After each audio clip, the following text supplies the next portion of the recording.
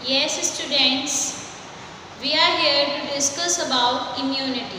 Immunity is the tendency of our body to fight against disease. हमारी body की क्षमता कितनी है कि हम किसी भी बीमारी से कैसे लड़ सकते हैं, उसको आप इम्यूनिटी कहते हैं. Nowadays, as we all have suffered a lot from coronavirus, we all have heard about the word immunity so many times in news channel, through our mother and father, our relatives, etc. all are telling us to build up our immunity so that our body can fight against diseases. तो ये जो पूरी tendency है body की कि हमें पूरी सारी डिसीज़ से बचाए, उसके बारे में हम डिस्कस करते हैं इसमें इम्यूनिटी में. ओके, तो ये जो आपकी इम्यूनिटी है बेटा, ये हमारी कितने टाइप्स की होती है? एक इन्नेट होती है और एक एक्वायर्ड होती है. ठीक, इन्नेट को हम सिंस बर्थ यानी जन्म से आई है, और एक्वायर्ड जो हमने जन्म के बाद उसको लिया है, ग्रहण किया है. ठीक है, अपने किसके बेसिस पे? मेमोरी के बेसिस पे या रिक्वायरमेंट के बेसिस पे, तब आप उसको एक्वायर्ड इम्यूनिटी कहेंगे. तो इन्नेट इम्यूनिटी हमारी नॉन स्पेसिफिक डिफेंस होती है, यानी ये हमें क्या करेगी? पर्टिकुलर चीज़ों से फाइट करने में मदद करती है, और हमारी बॉडी ने अपने अंदर ये खुद ही बनाई हुई है. We have discussed innate immunity in 4 points. First is physical barrier. Physical barrier जो बाहर से दिख रहा है, जैसे क्या है? हमारी स्किन सबसे बड़ा फिजिकल बैरियर है. जो हमारी स्किन है हमारी बॉडी की, वो हमें सारे आउटसाइड एनवायरनमेंट के माइक्रोब से, माइक्रोफेजेस से बचाने में, हमारी सेफ्टी में हेल्प करती है. ठीक है, फिर हमारा म्यूकस आता है, जो हमारी जितना भी गैस्ट्रो इंटेस्टाइनल ट्रैक्ट है, हमारी इंटेस्टाइन है, स्टमक है, यूरोनोजेनाइटल ट्रैक्ट है, इन सब जगहों पे म्यूकस नाम का फ्लूइड होता है. एक्चुअल में क्या होता है कि अगर कोई भी बैक्टीरिया या कोई भी माइक्रोब हमारी बॉडी के अंदर चला गया है, तो ये हमारे इन पर्टिकुलर ऑर्गन्स को, यूरोनोजेनाइटल ऑर्गन्स को या इंटेस्टाइन को, स्टमक को, म्यूकस की लाइनिंग बचाने का काम करती है, यानी उस माइक्रोब को अटैक करने से रोक देता है म्यूकस. ठीक, और हमारा फिर क्या आ जाता है? Physiological barrier. सेकेंड बैरियर क्या है हमारा? फिजियोलॉजिकल बैरियर, जिसमें हमारा क्या आता है? सलाइवा. जब हमने फूड इनटेक किया और उसमें अगर माइक्रोब्स थे, तो सलाइवा का एक बहुत बड़ा रोल होता है कि वो हमारी बॉडी को माइक्रोब्स से बचाता है. या हमारे स्टमक में हाइड्रोक्लोरिक एसिड रिलीज हो रहा है, तो वहाँ कोई फूड पार्टिकल के साथ मिलके माइक्रोब पहुँच गया है, तो वो उसकी किलिंग में काम करेगा और हमारे लिए एक फिजियोलॉजिकल बैरियर का काम करेगा, यानी हमें उस डिसीज़ से फाइट करने में हेल्प करने जा रहा है. ठीक, फिर हमारा एक फिजियोलॉजिकल बैरियर में क्या आ जाता है? टीयर्स, हमारे आँख में आंसू. यानी अगर हमारी आइज़ में कुछ भी माइक्रोब, कोई कई बार मॉस्किटो ही चला जाता है या कुछ भी, तो हमारी आइज़ में एकदम से क्या आ जाता है? लिक्विड सीक्रेशन होता है, टीयर्स आते हैं, जो हमारी आइज़ को प्रोटेक्शन का काम करते हैं. तो ये हमारा क्या था? Physiological barrier. Next barrier is cellular barrier. ठीक है, सेल्स की बात कर रहे हैं यहाँ पे. ठीक है, सेलुलर यानी सेल्स, ल्यूकोसाइट्स, WBCs भी कहते हैं आप उनको, या वाइट ब्लड सेल्स भी कहते हैं, वो यहाँ सेलुलर बैरियर का वर्क करती हैं. ठीक है, यानी ऐसी सेल्स जो हमारी बॉडी को हेल्प करती हैं, किसके लिए? They help our body to fight against disease. तो ऐसे बैरियर्स को आप सेलुलर बैरियर कहते हैं. ठीक है, जिसमें आपकी मोनोसाइट्स आ जाती हैं, नेचुरल किलर सेल्स या नेचुरल किलर लिम्फोसाइट हैं, या PMNN है आपकी पॉलीमॉर्फोन्यूक्लियर लिम्फोसाइट्स है, मैक्रोफेजेस है. मैक्रोफेजेस का काम क्या है? कि वो खुद को क्या करेगा? अटैक कराने में हेल्प करेगा. जैसे ये कोई मैक्रोफेज है, ठीक है, ये एक तरीके से इसकी आर्म्स है, यहाँ कोई एंटीबॉडी है या कोई बैक्टीरिया है, तो ये क्या करेगा? इसके ऊपर अटैक करेगा, इसको ग्रैब कर लेगा, पकड़ लेगा, और ये इसके अंदर चला जाएगा. ठीक है, तो ये हमारा किसके बारे में था? मैक्रोफेजेस के बारे में, यानी सेलुलर लेवल के बारे में हमने यहाँ डिस्कस किया. फिर हम लास्ट डिस्कशन हमारा चलता है इन्नेट इम्यूनिटी में किसके बारे में? साइटोकाइन बैरियर के बारे में. ठीक है, जो हमारा साइटोकाइन बैरियर के बारे में डिस्कशन चलेगा. तो ये क्या है? जो भी हमारे वायरस होते हैं, अगर हमारी बॉडी के ऊपर किसी वायरस ने क्या कर अटैक किया, तब हमारा साइटोकाइन बैरियर एक्टिवेट करता है खुद को, यानी वो एंटीवायरल सेटअप हमारी बॉडी में बनाता है, इंटरफेरॉन्स को सीक्रेट करता है ताकि हमारी बॉडी उस वायरस से खुद को बचा सके। तो ये था आपका पूरा किसके बारे में, इन्नेट इम्यूनिटी के बारे में, ठीक है, यानी ये हमारी बॉडी में खुद आती है। अब हम नेक्स्ट डिस्कशन हमारा किसके ऊपर स्टार्ट होगा, एक्वायर्ड इम्यूनिटी, जिसको हमने खुद एक्वायर किया है। तो ये एक पैथोजन स्पेसिफिक होती है, यानी जब हमारी बॉडी में कोई डिसीज कॉजिंग पैथोजन एंटर किया तो हमारी बॉडी खुद को एक्टिवेट करेगी, सारी बॉडी की सेल्स क्या एक रिस्पॉन्स देंगी जिसको आप प्राइमरी इम्यून रिस्पॉन्स कहते हैं, लेकिन वो वीक होता है क्योंकि नई चीज़ जैसे ही कोई अंदर आएगी तो क्या होगा, जैसे कोई क्लास में आपकी नया एडमिशन हुआ, न्यू एडमिशन कोई आया न्यू स्टूडेंट, तो क्या होगा, उसके लिए सभी का रिस्पॉन्स कुछ वीक रहेगा क्योंकि सभी उसके लिए अननोन है और वो सबके लिए अननोन है, ठीक है। तो दोनों की तरफ से क्या रहेगा, रिस्पॉन्स बहुत वीक रहेगा। ऐसे ही होता है primary immune response, foreign particle के बॉडी में अंदर आने के बाद जो हमारी बॉडी रिस्पॉन्स करती है उसको प्राइमरी इम्यून रिस्पॉन्स कहते हैं, वो वीक होता है, ठीक है। और वो क्या करता है, अपने अंदर एक मेमोरी डिस्कवर कर लेता है, यानी जब कोई एंटीबॉडी या मतलब माइक्रोब आया बॉडी के अंदर तो उसने क्या करा, अपने अंदर मेमोरी बना दी प्राइमरी इम्यून रिस्पॉन्स ने कि अगर ये वाला माइक्रोब दोबारा आया, इसने बीमार करा, अब नहीं छोड़ूंगा। अब वो क्या बना लेगा, सेकेंडरी इम्यून रिस्पॉन्स, उसको आप एमनेस्टिक रिस्पॉन्स भी बोलते हैं, ठीक है। ये आपकी किस पे डिपेंड हो गई, मेमोरी सेल्स पे डिपेंडेबल हो गई। अब आप देखेंगे इन्हीं इम्यून रिस्पॉन्सेस का जो मतलब मेन रोल प्ले कराती हैं वो आपकी कौन प्ले कराती हैं, लिम्फोसाइट्स। कौन कराती है, लिम्फोसाइट्स का रोल हो गया। तो लिम्फोसाइट्स आपकी कितनी हो गई, बी लिम्फोसाइट्स और टी लिम्फोसाइट्स, 2 टाइप्स की हो गई आपकी, ठीक। जो ये बी और टी लिम्फोसाइट्स हो गई, बी लिम्फोसाइट्स का काम क्या है, आपकी बॉडी के अंदर जितनी भी बी लिम्फोसाइट्स होती हैं ये क्या करेंगी, बॉडी के अंदर एंटीबॉडीज बनाएंगी और आपकी बॉडी को फाइट करने में हेल्प करेंगी डिसीजेस से। और टी लिम्फोसाइट्स क्या करती हैं, ये बी लिम्फोसाइट्स को हेल्प करती हैं, फाइट करने में बचाती हैं, फाइट करने में यानी बॉडी को बचाने में बी लिम्फोसाइट्स की हेल्प करती हैं टी लिम्फोसाइट्स। जो बी लिम्फोसाइट्स होती हैं ये प्रोटीन्स की बनी हुई होती हैं और ये पैथोजन स्पेसिफिक एंटीबॉडीज हमारी बॉडी में रिलीज करती हैं।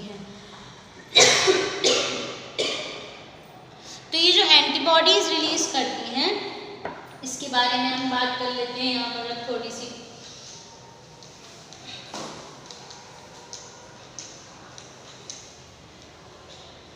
यहाँ एंटीबॉडी जो बनती है इसके पास 4 चेन्स होती हैं। क्या होती है, 4 चेन्स, ठीक है। इसमें आपकी 2 लाइट चेन होती हैं, 2 हैवी चेन होती हैं, ठीक है। ये छोटी होती हैं, स्मॉल होती हैं और ये लार्ज होती हैं, हैवी चेन।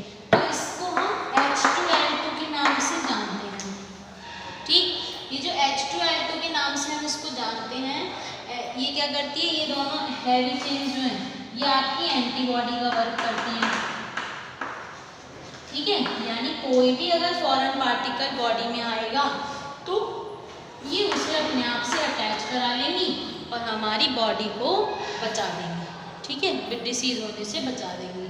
तो इसी बिहाफ पे हमने देखा कि जो हमारी एंटीबॉडीज सीक्रेशन होती है ये एंटीबॉडीज क्या करती हैं, हमारी बॉडी में इम्यूनोग्लोबिन सीक्रेट करती हैं। हमारी बॉडी में जनरली क्या होता है, 5 टाइप के इम्यूनोग्लोबिन पाए जाते हैं, immunoglobin A, immunoglobin D, immunoglobin E, immunoglobin B and immunoglobin M. ये बहुत इंपॉर्टेंट टॉपिक है बोर्ड पॉइंट ऑफ व्यू से। यहाँ आपका क्वेश्चन बिल्कुल एज इट इज इस इम्यूनिटी पे रखा मिलेगा आपको। बहुत ध्यान से सभी इस टॉपिक को समझेंगे, देखेंगे। तो हमारा सबसे पहले डिस्कशन चलता है इम्यूनोग्लोबिन ए पे। ये आपकी सेकेंड मोस्ट अबंडेंट क्लास है, ठीक है। सेकेंड क्यों, क्योंकि फर्स्ट आपकी जी है, सबसे ज़्यादा पाई जाने वाली जी है और फिर उसके बाद ए पाई जाती है। ये आपकी क्या है, ये मेजर इम्यूनोग्लोबिन है और ये आपके सलाइवा में, टीयर्स में पाया जाता है, ठीक है। आपकी बॉडी को बचाने में हेल्प करता है। फिर आपका इम्यूनोग्लोबिन डी जो होता है ये बी लिम्फोसाइट्स की सरफेस पे पाया जाता है। बी लिम्फोसाइट्स की सरफेस पे आपको क्या मिलेगा? इम्यूनोग्लोबिन डी मिलता है। आपका नेक्स्ट इम्यूनोग्लोबिन क्या है? इम्यूनोग्लोबिन ई। ये क्या है? ये मीडिएटर का काम करेगा। इसका काम करेगा मीडिएटर का। कौन से मीडिएटर का? एलर्जिक रिस्पॉन्स में मीडिएटर का काम करेगा। एलर्जीज होने से रोकेगा, उनके बीच में कांटेक्ट बनवाएगा। ठीक है, अगर कोई एलर्जिक रिस्पॉन्स होता है और फिर उसके ऊपर अटैक करके उसको सेफ गार्ड का काम करेगा। अब आपका इम्पोर्टेंट क्या है? इम्यूनोग्लोबिन जी। किसकी बात करेंगे? इम्यूनोग्लोबिन जी के बारे में हम बात कर लेते हैं।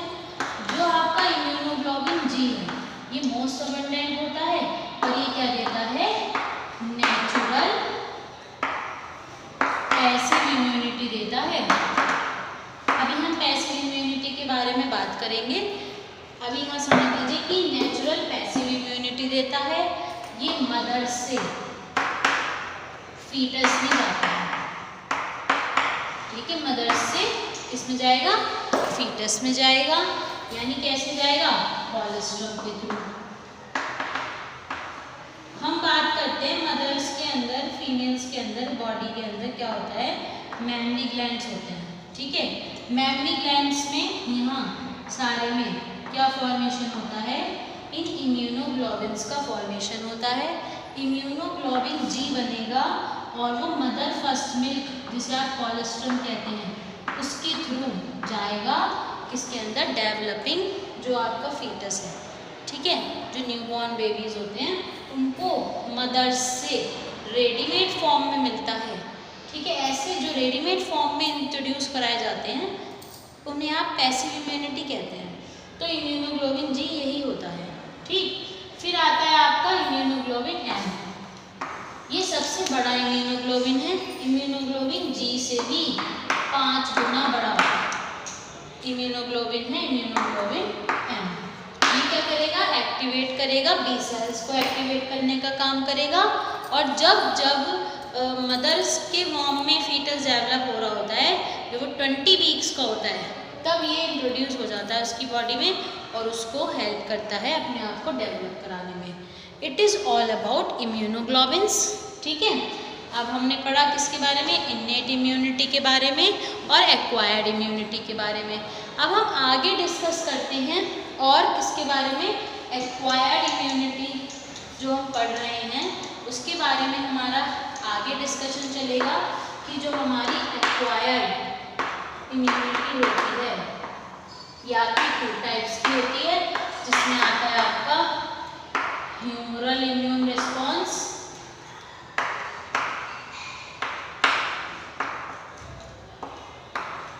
ठीक है, और एक आपका आ जाता है क्या? CMI, जिसे आप क्या कहते हैं? Cell mediated immunity.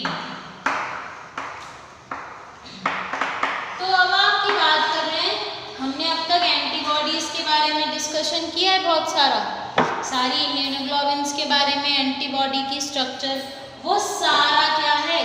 Humoral immune response. क्यों? क्योंकि जो वर्ड होता है ह्यूमरल वर्ड का मतलब रिलेटेड टू ब्लड। जहाँ पर भी ह्यूमरल वर्ड आ जाए तो आप समझ जाएंगे कि ये किसके बारे में बात हो रही है? ब्लड के बारे में बात हो रही है। ठीक है, यानी सारी एंटीबॉडीज़ कहाँ रिलीज होती हैं? ब्लड में ही तो होती हैं। तो इसलिए आपका ह्यूमरल इम्यून रिस्पॉन्स किसके बारे में बात कर रहा है? ब्लड के बारे में, यानी जो ब्लड के ने हमारी बॉडी को सेफ किया उसके बारे में हम डिस्कस कर रहे हैं। फिर है हमारा सेल मीडिएटेड इम्यूनिटी। तो ये जो सेल मीडिएटेड इम्यूनिटी होता है इसका मतलब क्या है? बहुत ध्यान से अब आप देखेंगे। आप जनरली कभी कभी क्या होता है, हमारी आइज़, लीवर, किडनीज़ या कोई ऑर्गन हमें ट्रांसप्लांट कराना पड़ता है।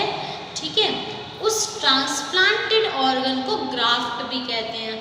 जब उससे हमारी बॉडी में इंसर्ट कराते हैं, यानी हमारा नेचुरल जो ऑर्गन था वो खराब हो गया, तब हमने एक रेसिपिएंट आया और एक क्या आया?